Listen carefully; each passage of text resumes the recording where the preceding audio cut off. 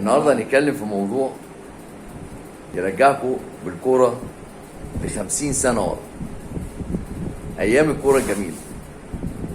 طبعا الكابتن اللي قاعد قدامكم ده كابتن ياسر محمدي. اهلا وسهلا بيك يا كابتن ياسر. اهلا بيك يا كابتن حمدي. عايزين نعرف من حضرتك رايك في عشوائيه الاعلام الرياضي اللي منتشر الايام دي على السوشيال ميديا والتراشق بالالفاظ والاعراض. راي حضرتك ايه؟ يعني هي دي كوره ولا هو ده الاعلام ولا؟ انت يا كابتن حمدي حدد سؤالك بس عشان نبقى واقعيين. حدد سؤالك عن مين؟ عايز تسال عن مين اللي هو بيوشف في الاعلام الرياضي ومش عارف بتاع مرتضى منصور ولا مين يعني بالذات؟ والله كلامي بصفه عامه، لان ما بقاش مرتضى منصور وبس يا كابتن، ده بقى مرتضى منصور وكل اللي بيوجههم مرتضى منصور. يعني في ناس تحس ان هي موجهه ان هي تجيب الناس عشان تشتم في الانديه التانيه بعينها، او في رؤسائها، او في مديرين الكوره، او في جماهيرها. وصلت ان الناس بتشتم في جماهير الانديه المنافسه. انا ما عنديش تعليق على الكلام ده خالص ولا في اي حاجه. عندي تعليق واحد بس. اتفضل. عايز اقول ان الناس اللي هي ديت، اذا كان الناس اللي ماسكه الرياضه وبتعمل في الرياضه ديت ما عندهاش اخلاق، والرياضه بيقولوا اخلاق وكلام من ده، فازاي الناس دي شغاله في الرياضه؟ المفروض ما يشتغلوش في الرياضه. بس كده. اجابه بسيطه وسهله وصحيحه. طبعا يا كابتن انت بتقول الكلام ده يعني كلام نابع من ان العصر اللي احنا فيه ده غير العصر اللي انتوا كنتوا فيه خالص. يعني كان اللي يكسب يتقال له مبروك، واللي يخسر يتقال له هارد لك، وكنتوا بتطلعوا اصحاب واخوات بس جوه الملعب بتموتوا بعض لكن مجرد ما الحكم يصفر كله بيطلع اصحاب، واللي يتعشى مع بعض واللي يخرج مع بعض ما كانش فيه يعني حضرتك شايف ان المال الايام دي ورأس المال هو اللي نشأ الحالة دي في الوسط الرياضي؟ يا كابتن حمدي اجيب لك من الاخر ولا عايز اتفضل. من الاول؟ اتفضل. من الاخر يا كابتن احمد. الزمن ده زمن الرويبضه اللي هم ما لهمش في اي حاجه يتكلموا والناس تصدقهم وتقعد لهم، والناس اللي هي اصلا بتفهم في الشيء وتعرف اي حاجه ما بيسمعلهاش. فهو ده انتهى الامر خلاص. كده نقول ايه؟ وقضي الامر الذي فيه ايه؟ تستفتيان. شكرا يا كابتن حمدي. شكرا يا كابتن ياسر، واحنا سعداء بلقاء حضرتك.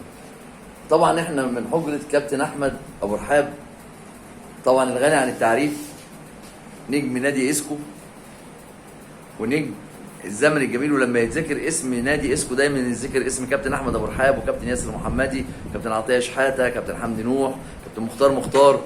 كباتن بتوع الزمن الجميل دول اللي كانوا متعونا كوره وكانوا مخليين نادي يعني لسه طالع، وشركه تعتبر مش نادي، يعني كان نادي شركه، وفي نفس الوقت عمل انجازات وكان ليه صولات وجولات في الدوري الممتاز. معانا الكابتن احمد ابو رحاب. اهلا وسهلا بيك كابتن احمد. اهلا بيك يا كابتن حمدي. ربنا يخليك. كنت عايز اسال حضرتك رايك ايه في اللي بيحصل على الساحه الرياضيه في اليومين دول؟ هو كابتن ياسر بيتكلم، ولكن انا ليا راي مخالف اللي بيحصل ده. اللي بيحصل ده اوقات بقعد مع نفسي كده شيء متفق عليه. مع مين بس انا مش عارف، انا متفق عليه مع مين مش عارف. القوه اللي جايبها السيد مرتضى منصور، عشان انا بس هتكلم عن السيد مرتضى منصور له كل التقدير والاحترام، احسن طلع لي سيديهات. طبعا انا ما اعرفش بقى، كمان ممكن يطلع لي سيديهات انا كمان. واحنا بنتكلم بوجه عام. انا بتكلم بوجه عام، بتكلم صالح كوره. انا كنت بتكلم مع حضرتك دلوقتي في الملعب وبقول لك الفارق ما بين حسين ياسر محمدي وياسر محمدي، ده اتربى ازاي وده عاش ازاي، وزمن الاحتراف عمل ايه. زمن الاحتراف يختلف عن زمن اللي احنا كنا بنلعب فيه، زمن الهواه. احنا كنا بنلعب ملابسنا على حسابنا، بنجيب ملابسنا على حسابنا، كنا بنشعبط في الاتوبيس، ما كناش عندنا عربيات، ما كناش عندنا ارصده، ما كناش بالملايين، ولكن ده زمن وده زمن. بس جه مع زمن الماده قله ذوق وقله ادب وقله احترام وقله تقدير وعدم انتماء للمكان وعدم انتماء للنادي وعدم انتماء للبلد. عيب. الناس انا اللي صعبان عليا اسماء كبيره جدا جدا جدا بتتكلم وبتقول، وانت شايف حد بيشتم وحد ما بيطلعش خالص، وانت بتساوي الاثنين ببعض تقول لك رد فعل ومش رد فعل، مفيش رد فعل. نتكلم بمنطق يعني، مفيش رد فعل. انا لا اهلاوي ولا تقول لي اهلاوي ولا زملكاوي ولا انتماءات، انا بتكلم صراحه، بتكلم على حياد. ما تجيش تقول واحد صباحا مساء بيشتم وواحد ما بيردش، واما اتبع القانون واتبع التعليمات يقول لك راح يشتكي مش عارف ايه. انا عايز اعرف القوه دي جايه منين يعني. طب يعني حضرتك توافقني الرأي لو قلنا هو بوجه عام دلوقتي اللي يطلع ويهاجم ويقول كلام مستفز ويقول كلام مش موجود زي ما كابتن ياسر محمدي قال احنا في زمن الرويبضة، يقول اي كلام واي اتهامات واي حاجه وانت اثبت بقى ان انت عكس ذلك. اتفضل. انت ماشي في الشارع ولقيت راجل هتلاقي شخص نقول عليه ايه مش سوي رماك بالطوبه، طب انت هتعمل ايه؟ هتعمل ايه؟ بالظبط. ما انت مش هتقدر تحط عليه. يعني معنى كده ان هو عايز يلفت انتباهك، يعني رماك بالطوبه عايز يلفت انتباهك. فهي انصاف النجوم دي. في ناس ما لعبتش كوره، ايوه، فرحانه انها تتحكم في نجوم كبيره، بس اللي انا بزعل عليه ان النجوم دول معاهم فلوس كتير ومعاهم مال كتير، عيب ان يدلعوا نفسهم بالشكل ده. حتى لو في انا لو بشجع النادي الاهلي وطلع، انا انتقدت كتير قوي في النادي الاهلي في اللعيبه، في بعض اللعيبه في الزمن اللي فات انتقدت، وانا اهلاوي لما بقى اتكلم ما بقى وحش في البتاع، بس اللي بيقولوا ايه باين وايه باين، حرام باين والحلال باين. يعني انا ما اجيش اقعد اشتم واقعد اسب واقعد اقول ومش عارف ايه. يعني يجي اللقاء قديم من سنتين كان معمول مع السيد المستشار مرتضى منصور، قالوا له رايك، كانت مذيعه اللي بتكلمه، كان برنامج تقريبا اسمه 100 سؤال او حاجه زي كده، يمكن اتعرض في رمضان تمام من 4-5 سنين. ايه رايك في اسماء هنعرضها عليك؟ حسن شحاته ولا الخطيب؟ قال الخطيب. ابراهيم يوسف ولا الخطيب؟ قال الخطيب. لحد ما وصلنا لابو تريكه، انتوا بتتكلموا في ايه؟ ايش جاب ابو تريكه للخطيب؟ اذا الخطيب من 5 سنين كان حاجه والنهارده حاجه، والراجل ما اتكلمش ولا نطق كلمه. فعلا انا فاكر الحوار ده لما حتى قال الخطيب كان بيخترع كوره. أيوة. يعني هو بنفسه السيد مرتضى منصور قال انا بقى اتكلم بعد 5 سنين اجي اغير رايي في الخطيب؟ عيب جدا جدا جدا. بس سيبك من الكلام ده كله، عيب جدا جدا جدا الاعراض، عيب الاعراض، عيب ان زوجة السيد كابتن محمود خطيب ما حدش كان يسمع عنها حاجه، ان بنت لواء كان احد ابطال قوات مسلحه في حرب 73. عيب ان احنا نقعد نتكلم وبعدين نطلع بعد كده نصلح ونقول لا الست المحترمه والست الفاضله والست اللي مش عارف. طب ما هو من الاول ليه الرياضه ندخل البيوت فيها؟ انا مع حضرتك في النادي دلوقتي بنلعب كوره مع بعض، اما اسال على شريف بس، اقول لك ازاي شريف؟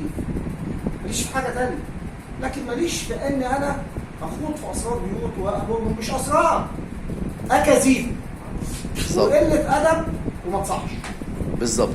يعني حضرتك تفتكر ان ممكن يرجع العلاقه والود الرياضي والروح الرياضيه الايام دي زي الايام اللي فاتت، زي الايام الزمن الجميل بتاعكم؟ ممكن ترجع العلاقات دي ولا مش ممكن طالما المال دخل في الموضوع؟ ممكن ترجع وممكن ترجع، بس يتدخل حد كبير، حد ليه سلطه، حد ليه هيمنه، حساب يعني اللي يغلط يتحاسب يعني كده. بالظبط. لازم تظهر العين الحمراء عشان العمليه ما تبقاش سلاح، وكل شيء هيبقى في نصابه. اصل انا لما بقى ابني بيشوفني بشتم هيطلع من جنبي من الشباك يشتم، لكن لو ابني شافني انا بحترم جاري فهيبقى بيطلع زيي. انا عايز اقول الاباء عليهم عامل كبير، والرؤساء والماسكين مناصب عليهم عامل كبير. لازم التزم الهدوء، ولازم قراراتي تبقى فيها تريث وما فيهاش انفعال وما فيهاش عندهيه. وحتى لو انا واخد سلطه يجب ان انا اتحاسب على كلامي، لان ابني هيطلع زيي. والله يا كابتن انا سعيد بالكلام والحوار اللي اجريته مع حضرتك. الكلام ده بكلمه مع كابتن حمدي، يمكن ما اقدرش اكلمه في التلفزيون، لان لو كلمته في التلفزيون هيؤخذ عليه حاجات كتير، بس انا بتكلم مع كابتن حمدي. بالظبط يا كابتن. وانت حضرتك قبل التسجيل كمان قلت على الكابتن ياسر ان موهبه الكابتن ياسر محمدي وموهبه كابتن حسين ياسر محمدي الموهبه موجوده بس مع فارق الامكانيات. هو كابتن ياسر يمكن هيختلف معايا كتير. انا لما بيسالني واحد بيقول لي كابتن ياسر ولا كابتن حسين، قلت له لا كابتن ياسر. كابتن ياسر نشأ في ظروف زي ما قلت لحضرتك في البدايه، كنا بنيجي في المواصلات، كنا بنتشعبط في الاتوبيس، كنا بنشتغل نفسنا على حسابنا، كنا بناخد حاجات يا دوبك تروحنا وتجيبنا وتودينا، كنا بنتمرن حتى الجمل التكتيكيه والخطط وطرق اللعب وحجم التدريب، كل ده اتغير. كنا بنبات فوق المدرج على مرتبه كده شركه اسمه عاملاها، النهارده اللاعب بيبقى في ورا 5 نجوم، في فندق 5 نجوم ويجي له غداء لحد اوضته وبتاع. لا الكلام اختلف كتير. الناس بقت ربنا يزيدها ويبارك لها، معاها فلوس ومعاها مال كتير. ياسر نشأ وفحر في الصخر. لما طلع حسين ومحمد واحمد طلعوا لقوا ابوهم نجم كبير، واتربوا واتراعوا في وقت كويس، بتوفر لهم كل شيء. وانا احد شهود الاعيان على اولاد كابتن ياسر، ولعبوا على مستويات كويسه، بس اتراعوا جامد جدا جدا جدا. فلما تيجي تقول الكابتن ياسر الكابتن حسين، لا حط الفوارق. احنا كنا بنتمرن 3 ايام في الاسبوع والماتش، وحطوا النهارده الناس بتتمرن 2 و3 مرات في اليوم. الراحه النفسيه، الراحه الماديه، الامكانيات اللي موجوده، حط دي وحط دي ووضع الفارق. بس ما تتفق معايا برضه يا كابتن احمد ان الظروف اللي حضرتك بتقول عليها، النشأة والصعبة والظروف وكده، دي بتصنع الشخصية طبعا. يعني هي اللي بتصنع الشخصية وبتخلي الشخصية بعد كده تستمر. بعد ما اتكلم مع حضرتك فيه، اتفضل. لا يجب ان تتعادل المنظومه وحد يخش يقرص شويه، عشان الاجيال اللي طالعه دي بتتفرج علينا ان احنا طالعين نشتم في بعض كده بالشكل ده، مش هنطلع اجيال ومش هنتقدم لقدام. يا رب يا كابتن احمد. وبنتجه للكابتن ياسر. الحمد لله. عايز بس اسال سؤال. اتفضل حضرتك. القناه دي عشان ابقى عارف بس بتذيع على قناه ايه؟ لا دي قناه خاصه، ما تقلقش. خاصه؟ لا انا بشتغلش الا في الخاص بس. محمد دي لا. والله يا كابتن ياسر احنا اتشرفنا بحضرتك، وتتفق معايا طبعا ان الظروف الصعبه دي هي اللي بتصنع النجوم الكبار، وهي اللي بتخلي الاسم يعيش حتى بعد ما الانسان ما يسيب الملاعب، الناس بتشوفه وبتفتكره. اي حاجه صعبه تصنع اي شيء بالظبط.